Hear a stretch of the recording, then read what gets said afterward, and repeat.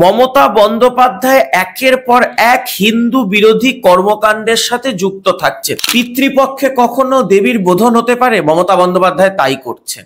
আপনি রাজনৈতিক স্বার্থ চরিতার্থ করলে জগন্নাথ ধাম প্রতিষ্ঠা করছেন। শ্রীক্ষেত্র জগন্নাথ ধামে কখনো পুরীতে মুসলমানের প্রবেশ ছিল না, অহিন্দুর প্রবেশ ছিল না, এখানে তিনি করে দিলেন।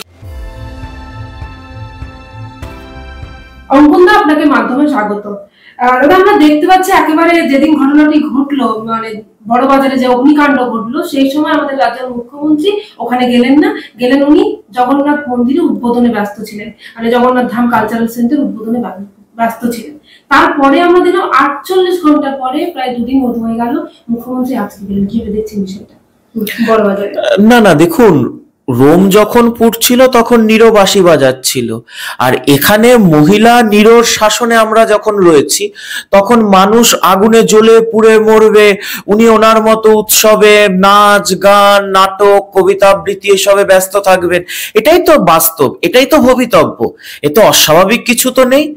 আপনি কি এক্সপেক্ট করেছিলেন যে মমতা বন্দ্যোপাধ্যায় ওই গোটা টলিউডের ওই নায়ক নায়িকাদের তুলে নিয়ে গিয়ে একটা ফ্লপ শোকে, একটা ফ্লপ অধার্মিক কাজকে, অধার্মিক অনুষ্ঠানকে তিনি ওইখানে যেভাবে করে হোক রূপ দিতে চাইবেন, সাফল্য মণ্ডিত করতে চাইবেন, নানা রকমের চমক ধমক দেখাতে চাইবেন, আর এর মধ্যে যদি কোথাও মানুষ মরে যায় ওনার কি যায় আসে? বকটুয়ের কতদিন পর উনি গেছিলেন, আরো সমস্ত সন্দেশখালী ঘটার কতদিন পর উনি গেছিলেন। ওনার কাছে বাংলার মানুষের জীবন, বাংলার মানুষের বেঁচে থাকা, বাংলার মানুষের রুজি রুটির কোনো দাম নেই। এটা বারবার উনি প্রমাণ করেন, বারবার ওনার কাজ, বারবার ওনার রাজনৈতিক কর্মকাণ্ডের দ্বারা উনি প্রমাণ করেন যে ওনার ক্ষেত্রে পলিটিক্যাল ইগো, ওনার ক্ষেত্রে ওনার রাজনৈতিক স্বার্থ এইটাই বেশি গুরুত্বপূর্ণ। এই যে আপনি দেখুন যে ঘটনাটা ঘটেছে বড়বাজারে, আপনি বলুন তো, একটা মানে ফায়ার লাইসেন্স নেই, তাহলে আজকের দিনে দাঁড়িয়ে দমকল ডিপার্টমেন্ট কি করছে? দমকল মন্ত্রীকে দেখুন, সুজিত বসু কি করে বোঝা যায় না। সুজিত বসু দমকল মন্ত্রী হিসেবে আগুনে পুড়ে ছারখার হয়ে যাচ্ছে বাংলার মানুষ, জ্বলে পুড়ে শেষ হয়ে যাচ্ছে বাংলার মানুষ, উনি ওখানে দাঁড়িয়ে পোস্ট দিচ্ছে দীঘায়, উনি ওখানে গিয়ে ফটো সেশনে ব্যস্ত রয়েছেন দমকল মন্ত্রী। অর্ধেকটা সময় উনি মমতা বন্দ্যোপাধ্যায়ের পেছনে পেছনে দৌড়ান, বাকি অর্ধেকটা সময় সুজিত বসু ওই ওনার ওই ক্লাবে ব্যস্ত থাকেন, শ্রীভূমি স্পোর্টিং এ ব্যস্ত থাকেন, উনি শ্রীভূমি স্পোর্টিং মিনিস্টার। আজকের দিনে এই দায়িত্ব, 14 জন মানুষ মারা গেলেন, কারুর তো গাফিলতিতে রয়েছে, গাফিলতি তো স্পষ্ট। কে দায়িত্ব নেবে এটার? কলকাতার মহানাগরিক মেয়র দায়িত্ব নেবে? ফিরহাদ হাকিম? মমতা বন্দ্যোপাধ্যায় ইস্তফা দেওয়াবেন তাকে দিয়ে? না ওই মোল্লা ভোট নষ্ট হয়ে যাবে বলে তাকে রেখে দেবেন? না ওই শ্রীভূমি স্পোর্টিং আর ওই দমদম, তারপর হচ্ছে হলো ওই পাতিপুকুর ওই অঞ্চলটা থেকে ভালো পরিমাণে টাকা তুলতে পারে বলে সুজিত বসু এর পরেও অপদার্থ দমকল মন্ত্রী হওয়া সত্ত্বেও ক্ষমতায় থেকে যাবেন, পদে থেকে যাবেন, তাকেও বহিষ্কার করবেন না মমতা ব্যানার্জি? কি করবেন? আজকে গিয়ে বলছেন মানুষগুলো আগুনে মরেনি, আগুনের তাপে মারা গেছে। মানে আপনি মানেটা বোঝার চেষ্টা করুন। আগুনে মারা যায়নি, আগুনের তাপে মারা গেছে, আগুনের ধোঁয়ায় মারা গেছে। এটার কথার কোনো মানে যৌক্তিকতা আছে? মমতা বন্দ্যোপাধ্যায় এখন নিজের দল সামলাতে পারছেন না, প্রশাসনিক ব্যর্থতা চূড়ান্ত জায়গায় গিয়ে পৌঁছেছে ওনার আমলে, উনি মানসিকভাবে ভারসাম্য হারিয়ে ফেলেছেন। তাই আপনি দেখতে পাচ্ছেন যে জুতো পরে জগন্নাথ মন্দিরের, মানে যেটাকে মন্দির বলছেন আসলে সেটা সাংস্কৃতিক কেন্দ্র, যাই হোক, সেখানে তো মানে একজন বিগ্রহকে তিনি তো প্রতিষ্ঠা করেছেন, সেখানে জুতো পরে ঢুকে পড়ছেন, সেখানে হিজাব পরে, হিজাবের মতো করে শাড়ি নিয়ে বসে পড়ে রয়েছেন। সেখানে প্রথম দিনে আমরা দেখলাম মুসলমান, যেটা মানে ঢোকার কথা নয়, মুসলমানদের উনি ঢুকিয়ে দিলেন, কারণ শ্রীক্ষেত্র জগন্নাথ ধামে কখনো পুরীতে মুসলমানের প্রবেশ ছিল না, অহিন্দুর প্রবেশ ছিল না, এখানে তিনি করে দিলেন। উনি চতুর্দিকটাকে মানে একদম মানে কি বলবো, উনি জগা খিচুড়ি বানিয়ে ফেলেছেন, ওনার মধ্যে নিজস্বতা নেই।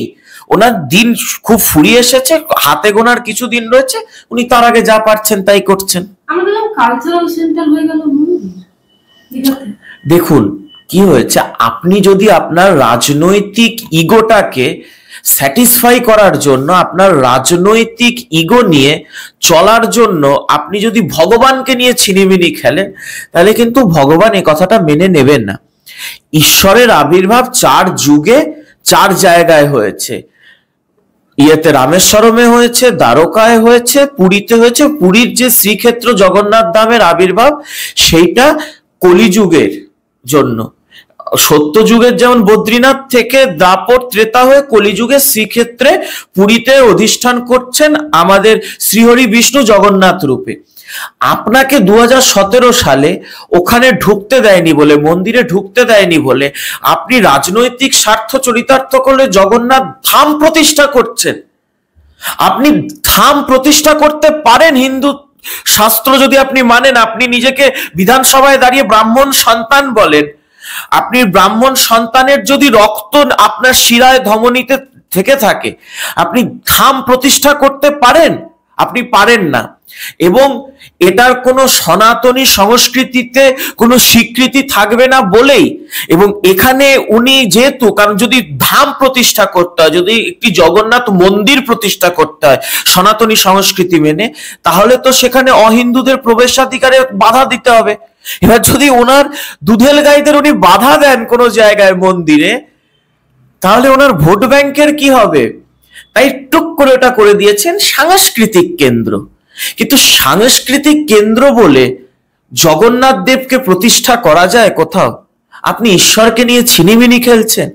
আপনি শ্রীক্ষেত্র জগন্নাথ ধাম, যেখানে প্রতি বছর কোটি কোটি বাঙালি যায়, বাঙালি হিন্দুর আবেগের জায়গা হচ্ছে পুরীর জগন্নাথ ধাম।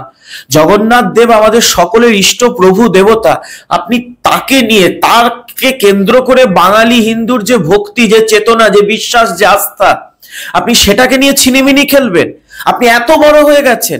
আপনি হিন্দু ধর্মকে অপমান করেছেন, আমাদের ভাবাবেগকে বারবার আঘাত করেছেন, শ্রীরামচন্দ্রের নামে জয়ধ্বনিকে আপনি গালাগালি বলেছেন, সব মানলাম।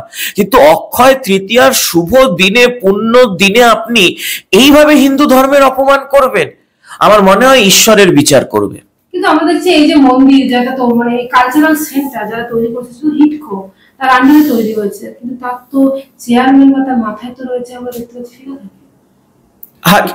এর আগে তো তারকেশ্বর মন্দিরের উন্নয়ন কমিটিতেও ফিরোজ হাকিমকে বসানো হয়েছিল।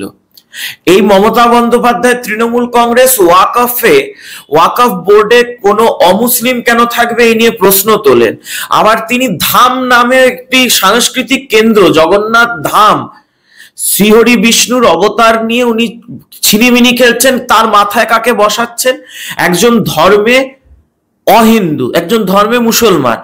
এবং সব থেকে বড় কথা কি, ফিরোজ হাকিমের আপনি কিছুদিনের আগের ওনার বার্তা দেখুন।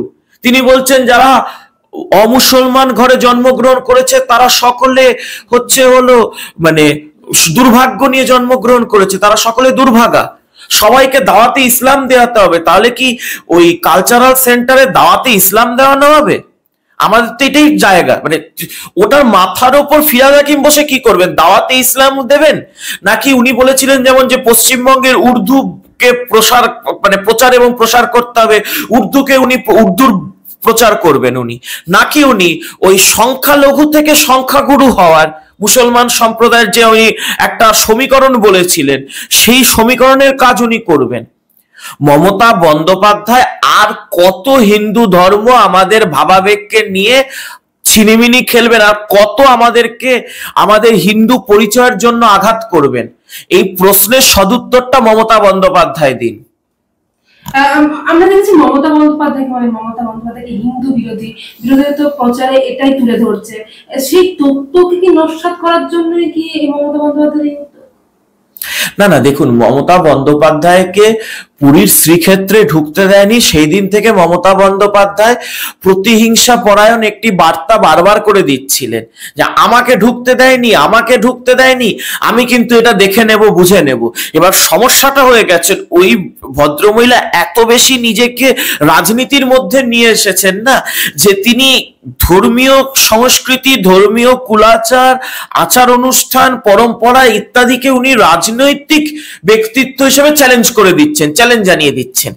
এর ফলে যেটা হচ্ছে, মমতা বন্দ্যোপাধ্যায় বারংবার বারংবার, আপনি বলুন তো, যে হিন্দু ধর্মকে উনি আক্রমণ করছেন, মানে পিতৃপক্ষে কখনো দেবীর বোধন হতে পারে? মমতা বন্দ্যোপাধ্যায় তাই করছেন, পিতৃপক্ষে দেবীর বোধন করছেন। মমতা বন্দ্যোপাধ্যায় একের পর এক হিন্দু বিরোধী কর্মকাণ্ডের সাথে যুক্ত থাকছেন, এবং এর পুরোটা উদ্দেশ্য হলো ওনার জিহাদি জামাতি ভোট ব্যাংককে সন্তুষ্ট করা। ওনার জিহাদি জামাতি ভোট ব্যাংককে সন্তুষ্ট করা যে দেখো মমতা বন্দ্যোপাধ্যায় হিন্দু ধর্মকে যাচ্ছে তাই করে দিচ্ছে, মানে হিন্দু ধর্মের কোনো গুরুত্ব সেই সব নস্যাৎ করে দিচ্ছে। আপনি বলুন না, আমাদের তো একটা বিশ্বাস, আমাদের তো একটা পরম্পরা আছে। মমতা বন্দ্যোপাধ্যায় কি পারবেন মক্কার কাবা শরীফটা ফুরফুরা শরীফে বানাতে? মক্কার আরেকটি মক্কা শরীফ আমি ফুরফুরা শরীফে বানাচ্ছি, দেখুন তো। তারপর ওনার তহা সিদ্দিকী কিরকম ভাবে রিয়াক্ট করেন, ওনার এই ফিরাদ হাকিম কেমন সেদিন লুঙ্গি ডান্স করে, ওনার এই সিদ্দিকুল্লাহ চৌধুরী সেই দিনকে কিরকম ওনার জামাতি রূপ দেখান, উনি সেইটা করবেন না। কিন্তু উনি কি করছেন? উনি করছেন জগন্নাথ ধাম যেখানে কোনো অহিন্দুর প্রবেশ নিষেধ, সেখানে তিনি প্রথম দিন ওখানে তিনি মানে মুসলমান একাধিক ব্যক্তিত্বকে নিয়ে ঢুকে পড়লেন। আপনি তো সনাতন ধর্মের সংস্কৃতি পরম্পরা সবকিছুকে ধ্বংস করে দিচ্ছেন এবং বার্তা দিচ্ছেন আনসারুল্লাহ বাংলার মতো জঙ্গি গোষ্ঠীকে, মৌলবাদী গোষ্ঠীদের, দেখো হিন্দু ধর্মের আচার অনুষ্ঠান ইত্যাদি আমি সবকিছু নষ্ট করে দিচ্ছি, আমি নিজে হাতে ধ্বংস করছি। এই প্রবণতাটা ভয়ঙ্কর। এই প্রবণতাটা আপনি দেখতে পাচ্ছেন যখন মুর্শিদাবাদ জ্বলছে, যখন মুর্শিদাবাদে যদি মমতা বন্দ্যোপাধ্যায় এত বড় মানে মন্দিরের প্রতি, ঈশ্বরের প্রতি ওনার এত বড় ভক্তি, আস্থা, বিশ্বাস থাকতো, যে মন্দিরগুলো মুর্শিদাবাদে জিহাদি জামাতিরা ভেঙে গুড়িয়ে ধ্বংস করে দিল, যে শিবলিঙ্গ ধ্বংস করলো, মমতা বন্দ্যোপাধ্যায় অক্ষয় তৃতীয়ায় সেখানে গেলেন না কেন? সেই মন্দিরগুলো পুনঃপ্রতিষ্ঠা করলেন না কেন? ধুলিয়ানের সেই মন্দির, সেই 9টি মন্দির যে হিন্দু মন্দির যেগুলোকে ধ্বংস করেছে জামাতিরা, যদি সত্যিকারের হিন্দু হয়ে থাকতেন মমতা বন্দ্যোপাধ্যায় আগে গিয়ে সেগুলোকে পুনঃপ্রতিষ্ঠা করতেন। করলেন না তো তিনি, না, ওখানে করলে ওনার জামাতি ভোট ব্যাংকটা নষ্ট হয়ে যাবে, ওনার দুধেল গাইরা অসন্তুষ্ট হয়ে যাবে। তাই ওখানে মন্দির সংস্কার কাকে করতে হলো? সুকান্ত মজুমদারকে, শুভেন্দু অধিকারীকে। আর হিন্দু ধর্ম নিয়ে চ্যাংরামি কে মারলেন? চ্যাংরামি মারলেন এই মমতা বন্দ্যোপাধ্যায়। এর জবাব সনাতনী বাঙালি ওনাকে আগামী নির্বাচনে দেবে।